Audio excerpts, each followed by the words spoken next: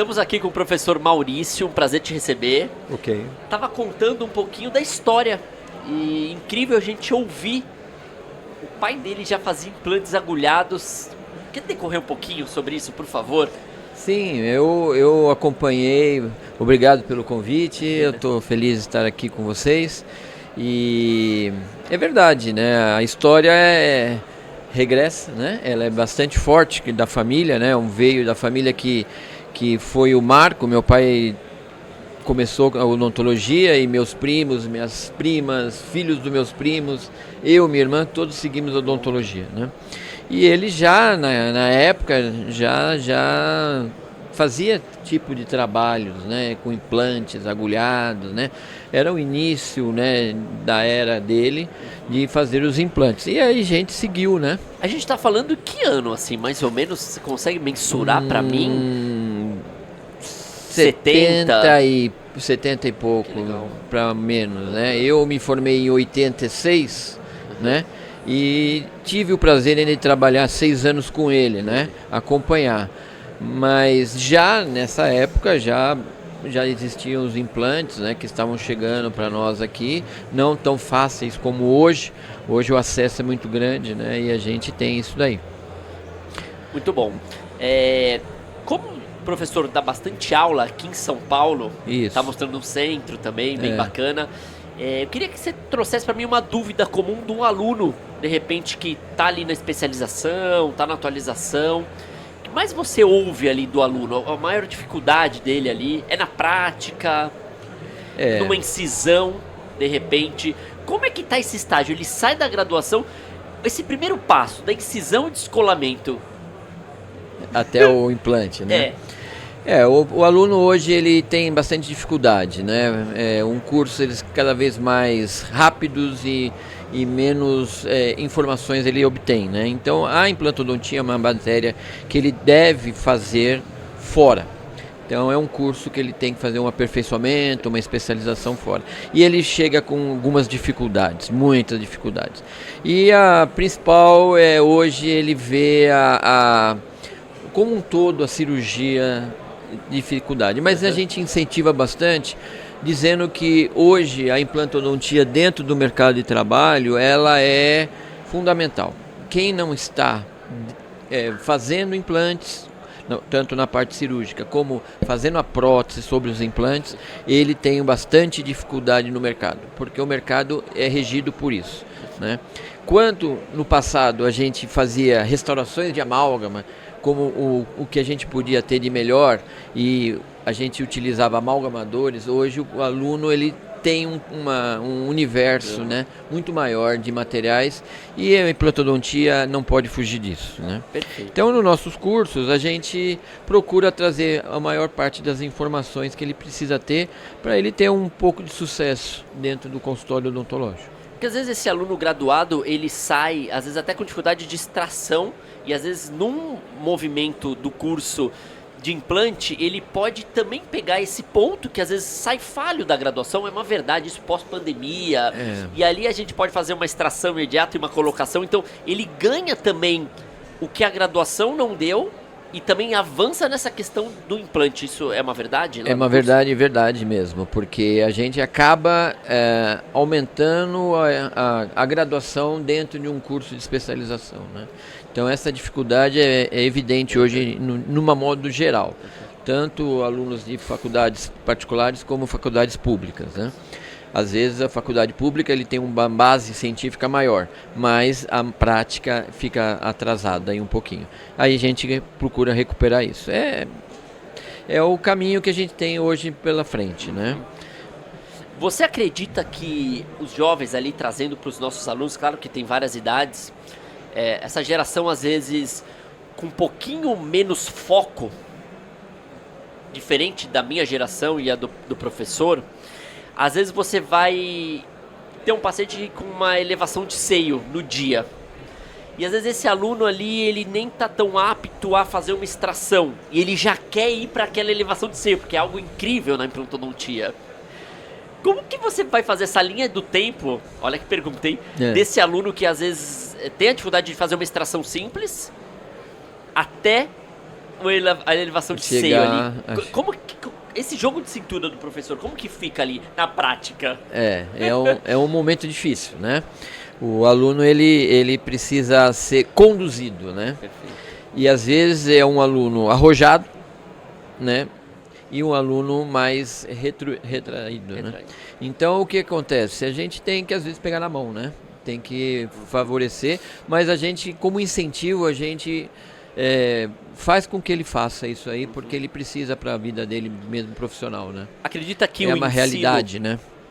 Acredita que esse ensino, ele tá a mais, às vezes, até da pauta do curso, com essa deficiência dos graduandos aí se formando? Às vezes eu tenho uma pauta de atualização em implantes, certo, mas que decorre 6 meses, por exemplo. Esse aluno, nos primeiros 3 meses, vamos começar a fazer boas extrações e descolamento aqui, que eu acredito que isso a longo prazo vai ser mais favorável do que você saber fazer uma perfuração. Você acha que é um compromisso que o professor começa a visualizar? Algo de 20 anos não era assim? Olha, eu acredito que sim, mas eu acho que o mais fundamental numa pós-graduação, tanto né, estrito como lato sensu, eu acho que é o aluno aprender a fazer um planejamento cirúrgico correto, né? Então esse aluno, ele deve saber o que fazer, né? O que eu sempre falo é que quem não sabe planejar não sabe executar. Então o planejamento hoje, né? E hoje eu sempre coloco para eles que o fluxo digital, por exemplo, é uma realidade e eles são a realidade para isso, né? Eu já com 60 anos, né? Eu tenho o quê? 10, 15 anos de profissão. Eles aí têm a vida e a carreira inteira pela frente. Então eles já se interessam, já vão atrás. Então muitos deles já adquirem scanners, né? Apesar que a odontologia hoje é muito cara, mas eles já adquirem scanners, né? Impressoras 3D e já parte para esse desafio novo. É uma grande realidade, então, esse fluxo digital para os jovens ali. Irreversível.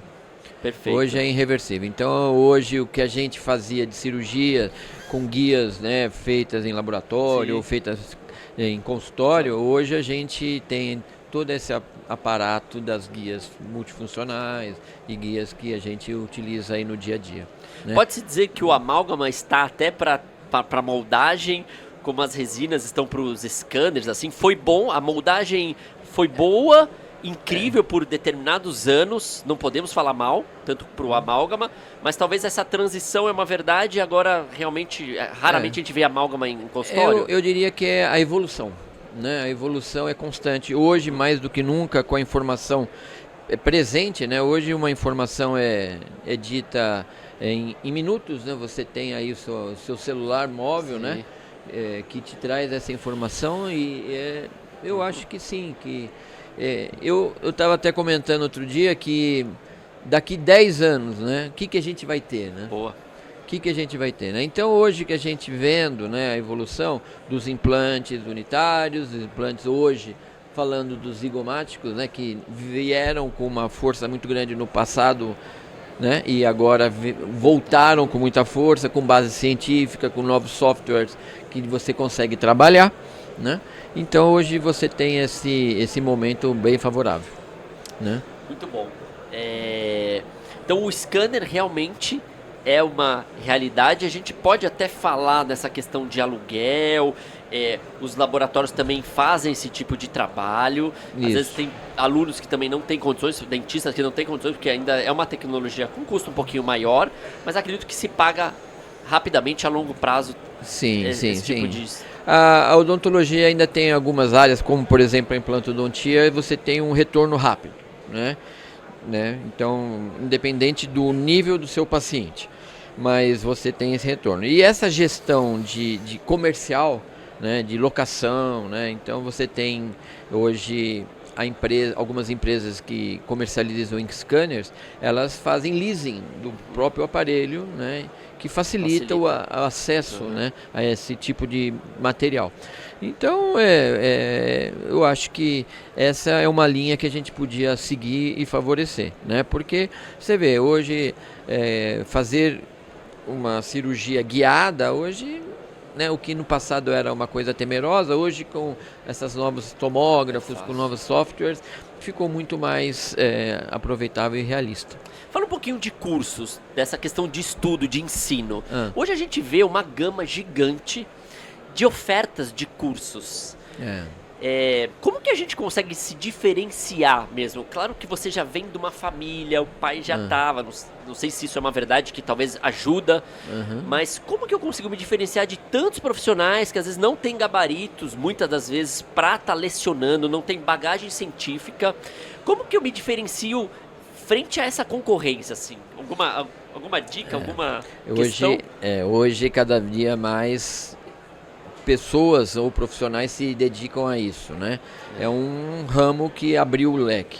A deficiência do material humano que a gente lança no mercado, ela obriga esse mesmo material, eu digo, o aluno, a procurar esse reforço fora. Não tem jeito, tem que ser feito. Mas para a gente se diferenciar é você procurar ser diferente, né? Você tem que estudar, você tem que ir atrás de informação, estar sempre atualizado, né? Ter um bom network, né? E aí você consegue transformar isso numa condição de trabalho mais favorável, né? Quero te agradecer, professor Maurício. Eu que agradeço a oportunidade, viu? Estou feliz. Valeu. Um abraço. Viu?